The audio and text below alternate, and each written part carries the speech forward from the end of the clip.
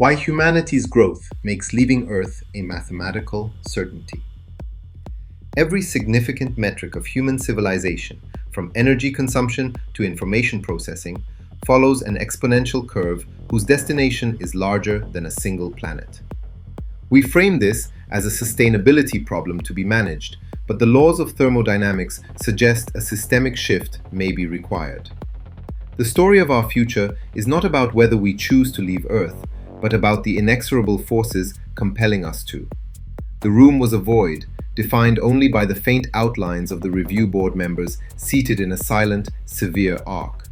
Dr. Ethan Walker stood alone in the center, a dim floor light casting his shadow long against the far wall. He made no grand gesture, offered no preamble. His hand moved with quiet precision, tracing a command in the air before him. Light bloomed in the darkness. A perfect sphere of Earth, suspended and slowly rotating, materialized between Walker and the board. It was not a static map, but a living system, its oceans churning with thermohaline currents, traced in shimmering cyan, its atmosphere swirling with weather patterns rendered in translucent white. At night, the planet's surface became a neural network of human activity, cities glowing like interconnected ganglia against the deep velvet of the continents. The hum of the projector was the only sound, a low thrum that felt like the planet's own resonant frequency. Dr. Ethan Walker allowed the image to complete a full rotation, letting the sheer complexity of the data sink into the silence. Then, he initiated the projection's primary function. A temporal index appeared in the corner of the void, year 0. With a subtle flick of his wrist, time began to flow. Centuries slid by in seconds. Across the holographic Earth, two new lines of light began to trace themselves, wrapping around the globe like nascent rings. One, a cool blue, represented population. The other, a warm gold, signified total energy consumption. For millennia, they remained thin, almost imperceptible threads, hugging the planet's surface. As the temporal index accelerated past the industrial age, the lines began to brighten, to thicken. The gentle, almost flat curves started a slow, inexorable climb. Walker increased the velocity of the simulation. The years blurred into a continuous stream of digits. The blue and gold lines swelled, their ascent steepening, their glow intensifying from a serene shimmer to a vibrant, energetic pulse. The expansion was elegant, a testament to a species mastering its environment. Yet, the hum from the projector deepened, its pitch climbing in concert with the data curves. Then came the inflection point. The elegant ascent transitioned into a sharp, vertical surge. The data lines shifted to a warning crimson, indicating a system reaching its absolute physical capacity. The model shuddered, the intricate details of oceans and continents blurring under the sheer pressure of the data. The hum became a strained, high-frequency whine. Without warning, the simulation slammed into a computational wall. The vibrant red lines froze, and the projection of Earth dissolved into a cloud of red data points, representing a system that has exceeded its operational limits. The whine cut to absolute silence. Dr. Ethan Walker finally spoke, his voice calm and measured, a stark contrast to the visual violence he had just orchestrated.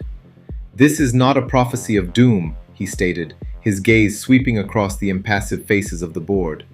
"It is a boundary condition. We are observing a fundamental principle of systemic evolution. For any sufficiently successful biological or technological system, a finite environment is a cradle, not a cage. It is a developmental stage that is, by its very nature, temporary." He gestured again. The cloud of shattered pixels dissolved, replaced by an antique map of the ancient world, its faded continents and hand-drawn borders superimposed over the ghost image of the planet.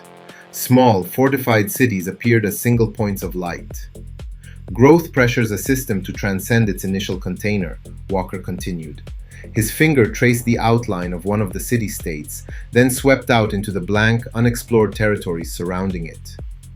"What we face is a civilizational transition, a change in scale so profound it will redefine our species. It is like a city growing beyond its original walls. What once felt like the entire world becomes the foundation for something far larger. A voice, dry and disembodied, emerged from the dark curve of the panel. Your model assumes a continuation of wasteful paradigms, Doctor. It fails to account for a fundamental systemic reorganization. Radical efficiency, circular economies, even managed degrowth. A stable state is not a failed state. Dr. Ethan Walker inclined his head in a gesture of acknowledgement. The antique map faded and the void was once again empty. He did not bring back the vibrant, living Earth from before. Instead, he conjured a simplified wireframe of the planet, a geodetic sphere crisscrossed with lines of latitude and longitude. An astute and critical point, Walker replied, his tone even. The question of optimization is central. Let us test that boundary condition as well. His fingers moved, weaving new parameters into the simulation. He isolated the variable for energy consumption, the golden line from the previous display. He then applied a series of constraints, building a theoretical construct of a perfectly optimized planetary civilization. Waste heat recapture was set to its thermodynamic maximum. Every atom of material was part of a lossless, infinitely recursive cycle. The model's economy was no longer based on growth, but on steady-state equilibrium. He initiated the new run. The golden line appeared, hugging the baseline of the graph. Centuries, then millennia, passed.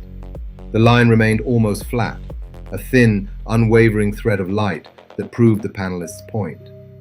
With sufficient discipline and technological mastery, a civilization could persist on a single planet for an immense duration. A quiet satisfaction seemed to settle over the room. But the simulation continued. As the temporal index ticked into geological timescales, a subtle change began. The nearly horizontal line developed a slight, almost imperceptible upward curve. It was nothing like the explosive spike from before, but it was persistent, an inexorable mathematical creep. What you are seeing now is the system's final, irreducible limit, Dr. Ethan Walker explained, letting the model run. We have eliminated material waste and maximized energy efficiency, but we cannot eliminate the second law of thermodynamics. A civilization is a machine for processing information and creating order. The more complex it becomes, the more entropy it must export as waste heat simply to maintain its own structure. This gradual climb is the thermal output of civilization itself. He brought up a new data overlay, a simple but damning equation. This model, based on thermodynamic constraints, suggests that advancing civilizations may reach a point where its energy and information processing needs saturate its home environment. A primary long-term constraint may be the management of waste heat and thermal radiation. A planet can only shed so much heat into space before its own climate destabilizes. This trajectory illustrates a civilization gradually reaching the thermal equilibrium limit of its home planet. The golden line continued its slow, implacable ascent, destined to one day reach the same ceiling as its more reckless predecessor. The point was made. The silence that followed was not of judgment, but of comprehension. Walker dismissed the graph. In its place, a single seed of light appeared. As he spoke, it sprouted, branching into a complex, luminous structure that filled the void. Expansion isn't a symptom of failure, he concluded, his voice softer now. It is like a tree extending branches toward new sunlight. It's the signature of a living, thriving system seeking the resources required for its next stage of complexity. The luminous tree of possibilities dissolved, leaving the review board suspended once more in a silent, expectant darkness. Dr. Ethan Walker allowed the conceptual weight of the inevitable threshold to settle before commanding the simulation forward. He did not inch through centuries this time, he plunged into the deep future. The temporal index became a blur, skipping millennia with each passing second, pushing the model into speculative territory grounded only by the fundamental laws of physics and evolutionary biology. A map of the solar system coalesced in the void. It was not the familiar clockwork of planets the board members knew. This was a populated system teeming with life. A soft green nebula of habitats shimmered in the asteroid belt. The moons of Jupiter and Saturn glowed with the geothermal heat of subterranean cities. But the panel's expectation, a unified, centrally controlled empire radiating from a still dominant Earth, was conspicuously absent. The points of light were distinct, the trade routes between them sparse and complex, suggesting a collection of independent states, not a monolithic power. Walker advanced the simulation further. The perspective pulled back, the solar system shrinking to a single point of light among others. Now, the projection displayed the local interstellar neighborhood. Streaks of light, representing slow-moving colonization arcs, began to emanate from the Sol system. They were not a coordinated fleet, but a sporadic, almost random dispersal. One vessel, then another a century later, a cluster of them, then silence for 1,000 years.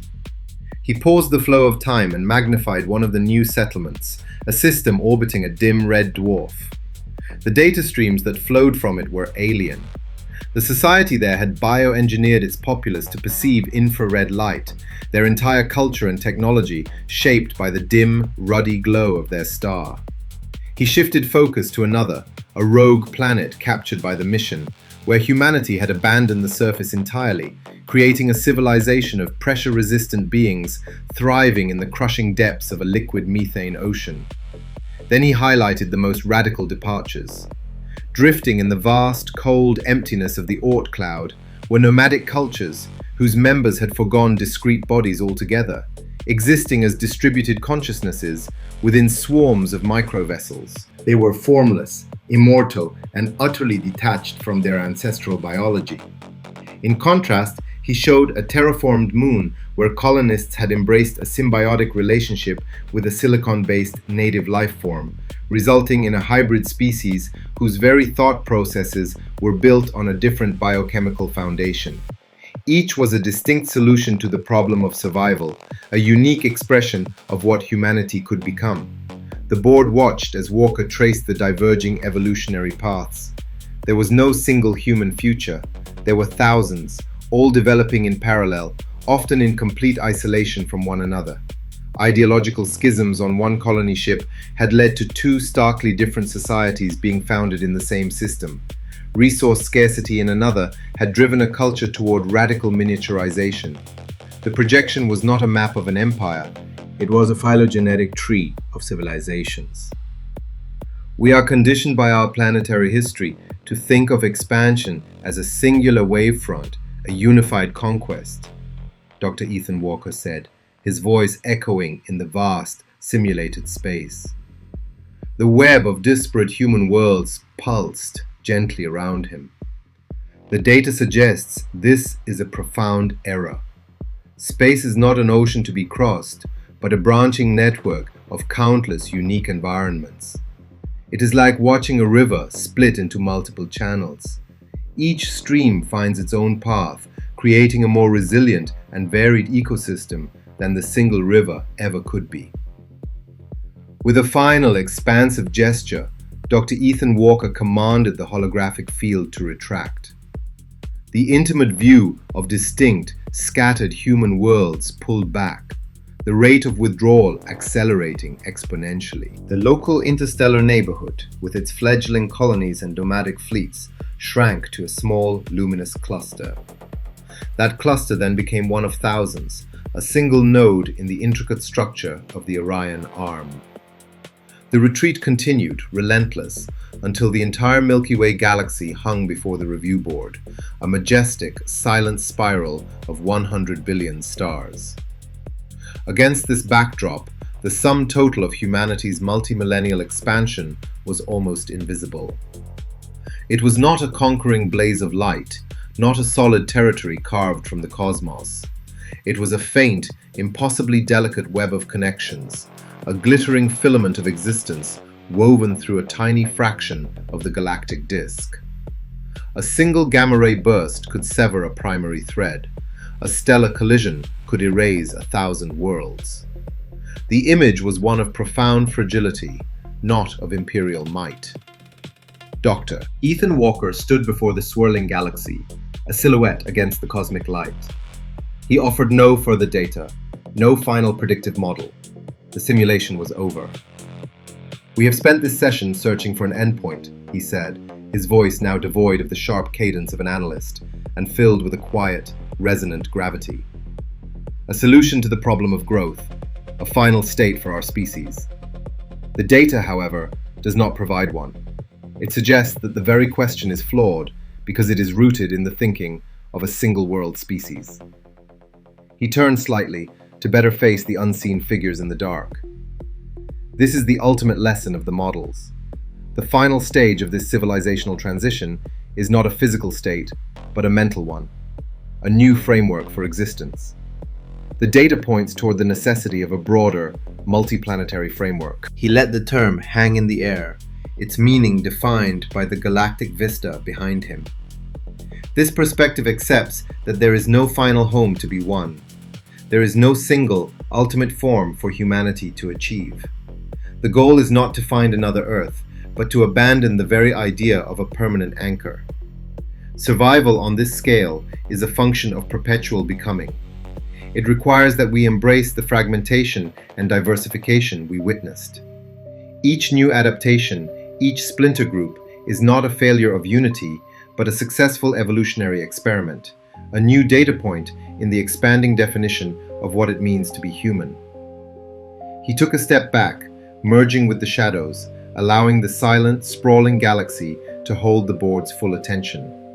The presentation was complete. The faint, glittering web of human life within it was not an answer, but a rephrasing of the fundamental question. "The future of humanity," Dr. Ethan Walker concluded, "is not a destination. It is an unending process of expansion." The story begins by reframing our future, not as a choice, but as a phase transition compelled by the unfeeling laws of physics.